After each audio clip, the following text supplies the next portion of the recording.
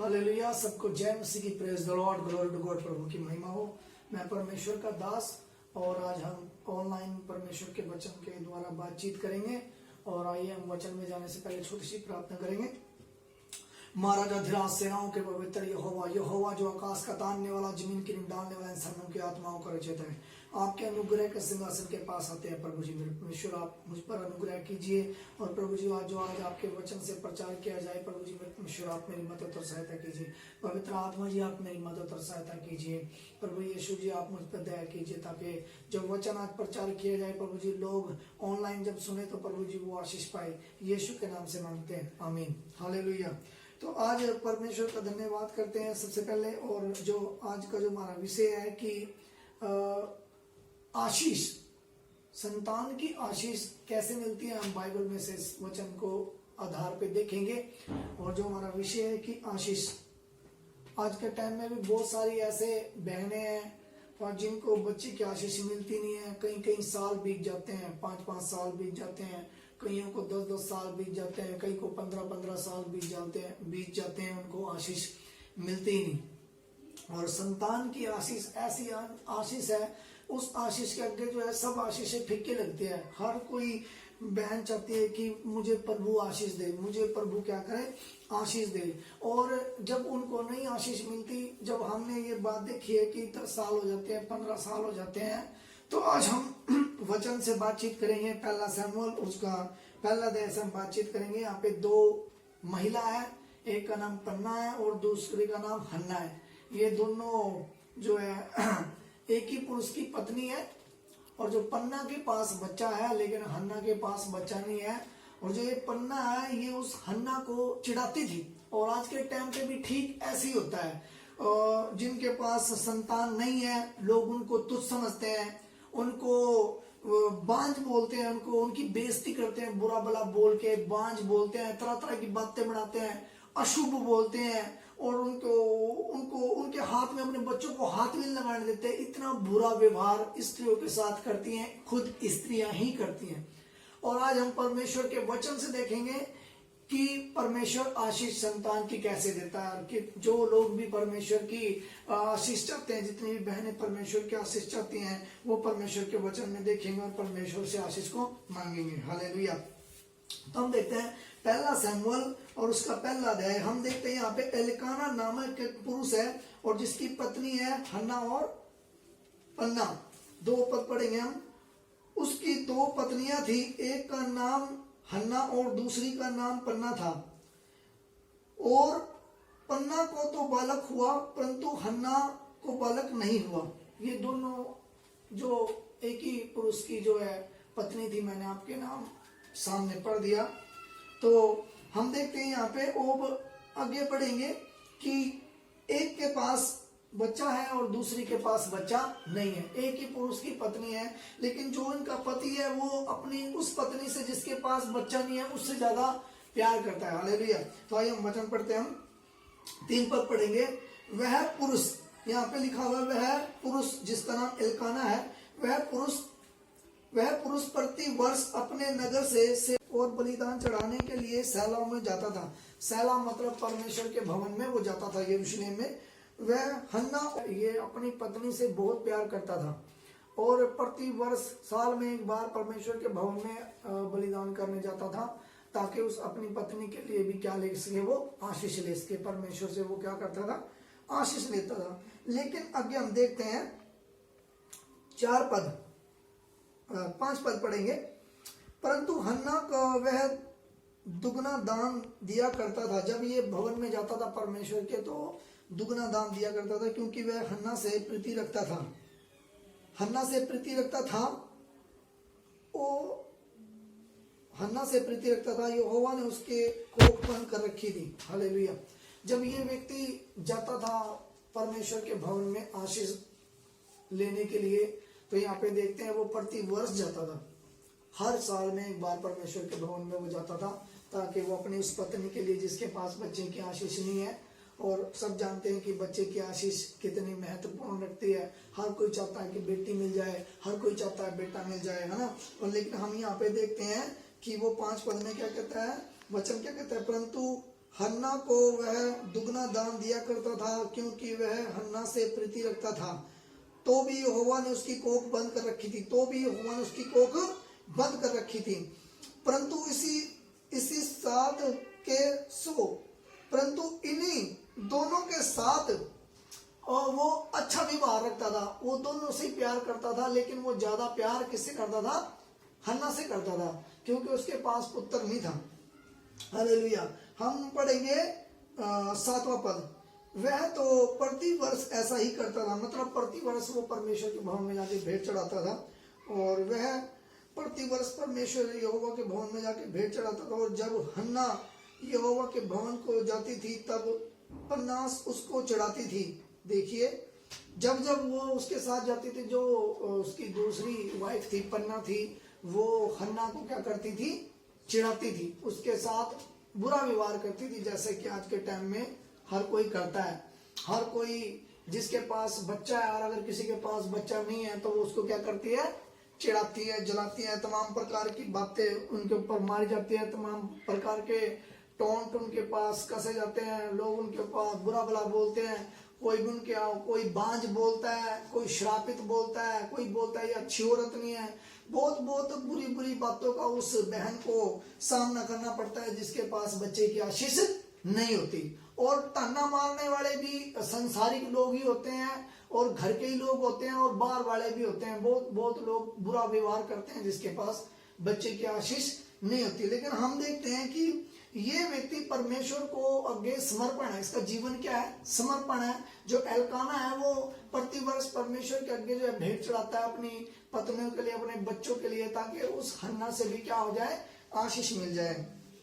तो हम देखते हैं, लेकिन जो पन्ना है वो क्या करती है? हन्ना को क्या करती है? चढ़ाती है। 7 पद में जैसे लिखा हुआ है, वह तो प्रतिवर्ष ऐसा ही करता था, मतलब परमेश्वर के भवन में जाके ऐसा ही करता था, भेंट चढ़ाता था और दान देता था। और जब हन्ना यहोवा के भवन को जाती थी तब पन्ना उसको चिढ़ाती थी, इसलिए वह रोती और खाना भी नहीं खाती थी। मतलब वो बहन जो हन्ना थी बहुत रोती थी और खाना भी नहीं खाती थी। हालेलुया। अब इसका पति देखो इससे कितना प्यार करता है। इसके पास बच्चा नहीं है, लेकिन फिर भी इसका पति जो ऐसे प्यार करता है, परमेश्वर भी इससे प्यार करता है, लेकिन वो परमेश्वर ने इसकी कोख को क्या कर रखा है? बंद कर रखा है। हालेलुया। तो उसने कहा, अब उसका पति इससे क्या कर रहा है? क्योंकि ये जो है रोती थी, खाना नहीं खाती थी, दुखी होती थी, क्योंकि संसार के जो लोग हैं उसके ऊपर ताने मारते थे, बातें मारते थे, टोन कसते थे और श्रापित बोलते थे। कि बहुत सारे लोग तो ऐसा भी करते हैं कि इसके हाथ में मैंने अपने बच्चों को नहीं देना, कहीं ऐसा ना हो कि इसकी वजह से मेरे बच्चे को कुछ हो जाए, या इसका श्राप मेरे बच्चे पे आ जाए। ऐसे ऐसे तमाम प्रकार के लोग बातें मारने वाले संसार में जो भरे हुए हैं। और उससे क्या होता है, जब वो बातें मारते हैं तो वो जो कोई भी बहन क्यों ना हो, उसका दिल पे बहुत दुख होता है, उसका मन नहीं करता कि मैं संसार में जीऊं, और वो जीना भी नहीं चाहती ना। वो रोती है, रोती भी रहती है और खाना भी नहीं खाती। बहुत सारी ऐसा संसार में आज भी होता है, और ऐसे ऐसे लोग आज भी हैं, और आज भी लोग ताने मारते हैं, कड़पते हैं, तमाम प्रकार की बातें मारते हैं। तो हम वचन से देखेंगे उसका पति क्या कहता है इस बहन को। उसका पति क्या कहता है 8 पद में देखेंगे। इसलिए उसका पति एलिकाना ने उससे कहा, हे हन्ना, तू क्यों रोती है और क्यों खाना नहीं खाती, और तेरा मन क्यों उदास है? क्या ही तेरे लिए मैं 10 बेटों से भी अच्छा नहीं हूं? देखो उसका पति उसको क्या कह रहा है, क्या ही मैं 10 बच्चों से तेरे लिए बढ़कर नहीं हूं? वो अपनी पत्नी से क्या करता है? हन्ना से प्यार करता है, और ये कहता है क्या मैं तेरे 10 बच्चों से बढ़कर नहीं हूं? तू क्यों उदास होती है, और तू क्यों भूखी रहती है, क्यों खाना नहीं खाती? क्योंकि लोग जो है संसार में जीने नहीं देते। अगर आपके पास संतान है तब भी उनको दर्द होएगा, और अगर आपके पास संतान नहीं है तब भी उनको दर्द होएगा। दर्द उनको दोनों तरफ ही होता है, क्योंकि लोगों का काम है अक्सर बातें बनाना और बातों की टोन मारना। हालेलुया। तो हम देखते हैं कि ये इसका पति तो उससे प्यार करता है। नहीं तो आज के टाइम में बहुत सारे लोग पति भी प्यार नहीं करते, लेकिन हम थैंक यू जीसस इस बात में देखते हैं परमेश्वर के वचन में इसका जो पति है एल्काना वो इससे क्या करता है? प्यार करता है। वचन मैंने आप लोगों के सामने पढ़ दिया। हालेलुया। अब हम देखते हैं 10 पद पढ़ेंगे हम। वह मन ही मन, अब वो क्या करती है, मंदिर में जाती है। हम देखते हैं 9 पद से पढ़ेंगे। तब शैला में खाना और पीने के बाद हन्ना उठी और यहोवा के मंदिर के चौखट के एक दरवाजे के पास जाकर याजक की कुर्सी के पास बैठी हुई थी। जो याजक था मंदिर में, और ये परमेश्वर के मंदिर में भवन के पास जाकर दरवाजे के पास बैठी हुई थी। और तब ये प्रार्थना करने के लिए गई हुई है, क्योंकि ये प्रतिवर्ष जो भेंट चढ़ाते थे परमेश्वर के सामने, वह मन ही मन व्याकुल होकर यहोवा से प्रार्थना करने लगी। मतलब मन ही मन में प्रार्थना करने लगी और बिलक बिलक कर रोने लगी। मतलब परमेश्वर के सामने मन ही मन ये प्रार्थना कर रही है और बिलक बिलक के क्या कर रही है, रो रही है। और जो वहां पे याजक बैठा हुआ है वो भी इसे देख रहा है। इसके मुंह से शब्द नहीं निकल रहे हैं, लेकिन ये रो रही है, आंखों से आंसू गिर रहे हैं, और ये क्या कर रही है, रो रही है और अपनी प्रार्थना को परमेश्वर के सामने कर रही है। तो हम 11 पद पढ़ेंगे। और उसने यह मन्नत मानी, हे सेनाओं के यहोवा, यदि तू अपनी दासी को दुख पर दृष्टि करे और मेरी सुधि ले और अपने दासी को और अपनी दासी को ना भूल जाए और अपनी दासी को तू पुत्र दे, तो मैं उसे उसके जीवन भर के लिए यहोवा को अर्पण करूंगी और उसके सर पर कभी छुरा ना चलवाऊंगी। मतलब उसके बाल कभी ना कटवाऊंगी, क्योंकि परमेश्वर यहोवा से वो उसको आशीष के रूप में मांग रही है। तो कह रही है मैं उसको क्या कर दूंगी, भेंट कर दूंगी। हालेलुया। यहाँ पे इसमें क्या मानी है, मन्नत माननी है, मन ही मन मन्नत माननी है, रो रो के मन्नत माननी है। हालेलुया। तो हम देखते हैं इसका जवाब इसको क्या मिलता है। जब वह यहोवा के सामने ऐसा प्रार्थना कर रही थी, तब एली उसको मुंह की ओर ताक रहा था। हन्ना ने मन ही मन में कहा, उसके होठ तो हिलते थे परंतु उसके शब्द ना सुनाई देता था। जैसे मैंने कहा कि वो मन ही मन से बोल रही थी, होठ तो हिल रहे थे लेकिन शब्द कोई नहीं था। तब एली ने उससे कहा, तू कब तक नशे में रहेगी। अब ये जो याजक था इसको नहीं पता चला कि वो क्या बोल रही है, उसको लगा कि वो ऐसे ही नशे में रो रही है। और अपने नशा में से उतर, मतलब अपने नशे में कब तक तू ऐसे रहेगी, कब तक, उसको मतलब गलतफहमी हो जाती है कई बार लोगों को ना। तो लेकिन जो उसने अपने मन की बात जो है वो परमेश्वर के सामने कह दी। हालेलुया। और बाइबल कहती है धर्मी जन की प्रार्थना परमेश्वर सुनता है। और उसने रो रो के परमेश्वर के सामने प्रार्थना करी और मन्नत मानी। और फिर जब वो अपने मन्नत मान के अपने घर आ गई, तब बाइबल क्या कहती है, अब मैं पढ़ूंगा आप लोगों के सामने 20 पद, पहला शमूएल और उसका 1 अध्याय उसके 20 पद तब मैं पढ़ता हूं। जब वो मन्नत मान के अपने घर चली गई, तब वह गर्भवती हुई और समय पर उसको एक पुत्र हुआ और उसका नाम शमूएल रखा गया, क्योंकि वह किसका पुत्र था, परमेश्वर की ओर से उसे मिला। हालेलुया। जो मन्नत उसने परमेश्वर के भवन में परमेश्वर के सामने रो रो कर और गिड़गिड़ा कर मांगी थी, और वो मन्नत उसे मिल गई। बाइबल कहते हैं 20 पद में कि वो गर्भवती हुई और उसे एक पुत्र मिला, जिसका नाम उन्होंने क्या रखा, शमूएल रखा। हालेलुया। और ऐसा ही बहुत सारे किरदार हैं जो बाइबल में जो हैं। और जैसे कि हम देखते हैं कि उत्पत्ति में अब्राहम से बोला गया था कि मैं तुझे एक पुत्र दूंगा। हालेलुया। अब्राहम भी जो है लंबे समय तक परमेश्वर के साथ चला और उसको बोला परमेश्वर ने कि मैं तुझे पुत्र दूंगा, और 15 साल तक उसे पुत्र नहीं मिला। 15 साल तक उसे पुत्र नहीं मिला। और फिर उसके बाद हम पढ़ेंगे, वो भी पढ़ लेते हैं हम, उत्पत्ति की किताब और उसका 15 अध्याय, उत्पत्ति की किताब 15 अध्याय और उसका 4 पद मैं आप लोगों के लिए पढ़ूंगा। तब यहोवा का यह वचन उसके पास पहुंचा, यह तेरा वारिस ना होगा, तेरा निज पुत्र तेरा वारिस होगा। क्योंकि वो परमेश्वर से कह रहा है मेरे पास तो कोई वारिस नहीं है, क्योंकि अब्राहम बहुत धनी व्यक्ति था और बहुत ही अमीर व्यक्ति था और उसका अच्छा खासा नाम था, और बाइबल इसे धर्मी पुरुष के नाम से बताती है, और परमेश्वर का दास और विश्वास योग्य दास है ये। तो इसके पास भी क्या नहीं था, पुत्र नहीं था। हम जानते हैं कि सारा के पास पुत्र नहीं था, इनकी वाइफ का जो नाम है वो सारा है, और इनके पास भी क्या था, पुत्र नहीं था। लेकिन परमेश्वर जो है इससे क्या कर रहा है, बातचीत कर रहा है वचन के थ्रू, वचन के थ्रू बात कर रहा है। क्या कर रहा है? इसने परमेश्वर के सामने बोला, क्योंकि बहुत सारे दास और दासियां थी उस समय पे, बहुत सारे दास और दासियां होती थी। तो प्रभु ने से बोला कि ये दास और दासियों में से तेरा बेटा नहीं होएगा, मैं जो तुझे पुत्र दूंगा वो तेरा पुत्र कहलाएगा। जैसा कि 4 पद में लिखा हुआ, 15 का 4 पद। तब यहोवा का यह वचन उसके पास पहुंचा, यह तेरे वारिस ना होंगे, तेरा निज पुत्र ही तेरा वारिस होगा। हालेलुया। और जो ये निज पुत्र जो वारिस कहा गया है, ये किस में दिखाया गया? हम पढ़ेंगे उत्पत्ति की पुस्तक, उसका 21 अध्याय, उसका 13 पद। 13 पद, 21 अध्याय, उसका 13 पद मैं आप लोगों के सामने पढ़ूंगा। 21 अध्याय 1 से 3 पद पढ़ेंगे हम जी। यहोवा ने जिससे कहा था, यहोवा ने जैसा कहा था वैसे ही सारा की सुधि ली कि उसके साथ अपने वचन के अनुसार करे। सारा अब्राहम से गर्भवती हुई और उसको बुढ़ापे में उसको नियुक्त समय पर जिससे परमेश्वर ने उससे से ठहराया था एक पुत्र उत्पन्न हुआ। अब्राहम ने अपने पुत्र का नाम जिससे सारा से उत्पन्न हुआ था इसहाक रखा। हालेलुया।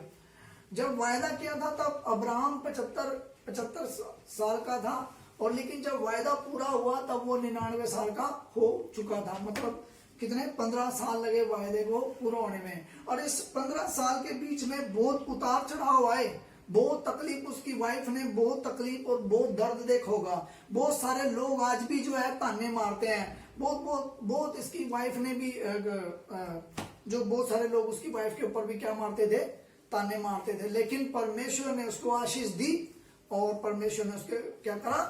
फलवंत किया। और उसका नाम क्या रखा? उसने इसहाक रखा। परमेश्वर जिसका वायदा आपके साथ करेगा, जिस आशीष का परमेश्वर आपके साथ वायदा करेगा, वो आशीष देगा। चाहे वो घर की आशीष हो, चाहे वो बच्चे की आशीष हो, चाहे वो गाड़ी की आशीष हो, चाहे वो किसी भी चीज की आशीष क्यों ना हो। और अगर एक बार परमेश्वर ने आपने परमेश्वर को प्रसन्न किया, और उस आशीष वो परमेश्वर आपको जरूर देगा। और ऐसी एक और स्त्री है जो हम देखते हैं बाइबल में, एलीशिबा। एलीशिबा में हम जानते हैं लूका रचित सुसमाचार में उनका वर्णन है, वो भी हम पढ़ेंगे थोड़ा सा।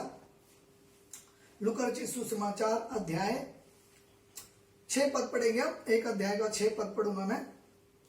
वह दोनों परमेश्वर के सामने धर्मी थे और प्रभु के सारे आज्ञाओं को और वेदियों के पर निर्दोष चलते थे। उनकी कोई भी संतान ना थी, क्योंकि एलीशिबा बांझ थी और दोनों में से दोनों बूढ़े थे। हालेलुया।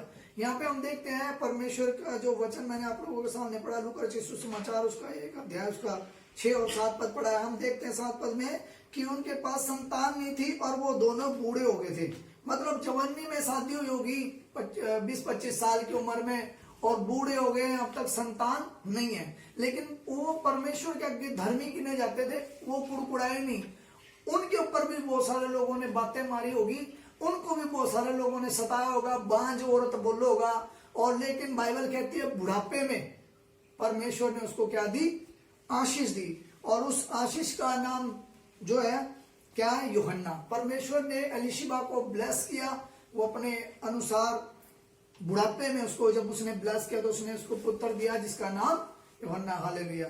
तो मैं जो बातचीत कर रहा हूं वो ये कर रहा हूं आज के विषय पे कि जितने भी बहनें बच्चे की आशीष चाहती हैं, वो परमेश्वर के आगे, अपने जिंदा खुदावंद के आगे, अपने यीशु परमेश्वर के आगे क्या दे? दुहाई दे। और परमेश्वर जो है वो सब कुछ कर सकता है। चाहे आप कितने भी लोगों ने आपका दिल क्यों ना दिखाया हो, चाहे कितने भी लोगों ने आपको श्राप क्यों ना दिया हो, चाहे कितने भी लोगों ने आपको बांझ क्यों ना बोलो हो, अगर परमेश्वर आपके जीवन में है और अगर आपका रिश्ता जो परमेश्वर के साथ अच्छा है और आपने परमेश्वर से आशीष मांगी है, तो परमेश्वर के लिए कोई भी काम मुश्किल नहीं है। परमेश्वर उसको आपको आशीष जरूर देगा। और आपके जितने भी आंसू बहाए हैं वो सब आपकी आंख से पूंछ देगा, और परमेश्वर आपको ब्लेसिंग जरूर देगा। तो जितने भी बहनें इस वचन को सुने, परमेश्वर उनको आशीष दे। और हम मत्ती रचित सुसमाचार से देख सकते हैं और लूका रचित सुसमाचार से देख सकते हैं कि परमेश्वर ने कैसे अद्भुत रीति से अपने दास को, अपने दासियों को इस दुनिया में भेजा। और आज भी परमेश्वर बड़े बड़े काम करता है। जो कोई आत्मा और सच्चाई से प्रभु यीशु से आशीष मांगेगा, वो परमेश्वर उसको आशीष जरूर देगा, चाहे वो किसी भी प्रकार की आशीष क्यों ना हो। प्रभु अपने वचनों के पढ़ जाने पर आशीष और बरकत दे। मैं छोटी सी प्रार्थना करूंगा। प्रभु जी आपका धन्यवाद करते हैं प्रभु जी, और आपके समीप आते हैं प्रभु जी मेरे परमेश्वर। प्रभु जी विनती और प्रार्थना करता हूँ जो वचन पढ़े गए मेरे परमेश्वर, जितनी भी बहनें मेरे परमेश्वर जो प्रभु जी मेरे परमेश्वर इस तकलीफ में जी रही है मेरे परमेश्वर, जिनके पास बच्चे की आशीष नहीं है मेरे परमेश्वर जिंदा खुदा, और संसार उनको सता रहा है और आसपास के लोग उनको प्रभु जी तुच्छ समझ रहे हैं, उनको बद्दुआएं दे रहे हैं, उनको श्रापित बोलते हैं प्रभु जी, और अपने बच्चों को भी उनसे दूर कर लेते हैं, उनको तकलीफ देते हैं मेरे परमेश्वर। मैं विनती करता हूं उन बहनों के लिए मेरे परमेश्वर जिनके पास प्रभु जी बच्चे की आशीष नहीं है मेरे परमेश्वर। मैं विनती और प्रार्थना करता हूं मेरे प्रभु मेरे खुदा, आप उन्हें बच्चे की आशीष दे मेरे परमेश्वर प्रभु जी मेरे खुदा, आप उन्हें ब्लेस करें प्रभु जी मेरे परमेश्वर, उस वचन को उनके जीवन में प्रभु जी मेरे परमेश्वर पूरा करें जो आपने कहा प्रभु जी, यो गर्भ का फल यहोवा की ओर से होता है मेरे परमेश्वर। में विनती और प्रार्थना करता हूं प्रभु जी, तो बहनों को प्रभु जी, उन बहनों को मेरे परमेश्वर जिनके पास बच्चे की आशीष नहीं है, बच्चे की आशीष के साथ उन्हें ब्लेस कर प्रभु जी मेरे परमेश्वर, ब्लेस कर प्रभु जी मेरे परमेश्वर, ब्लेस कर प्रभु जी, सारे दुखों से उनको छुटकारा दे प्रभु जी, उनके आंसुओं को पूंछ दे मेरे परमेश्वर प्रभु जी, उनके हृदयों में शांति दे प्रभु जी मेरे परमेश्वर प्रभु जी मेरे खुदा, ताकि प्रभु जी उनके मन हरे भरे हो जाएं और उनकी गोद हरी भरी हो जाए मेरे परमेश्वर, और वो खुशी खुशी जिए मेरे परमेश्वर प्रभु जी मेरे खुदा। मैं विनती और प्रार्थना करता हूँ यीशु के नाम से इस प्रार्थना को मांगते हैं, सुनो ग्रहण कर, आमीन। सबको जय।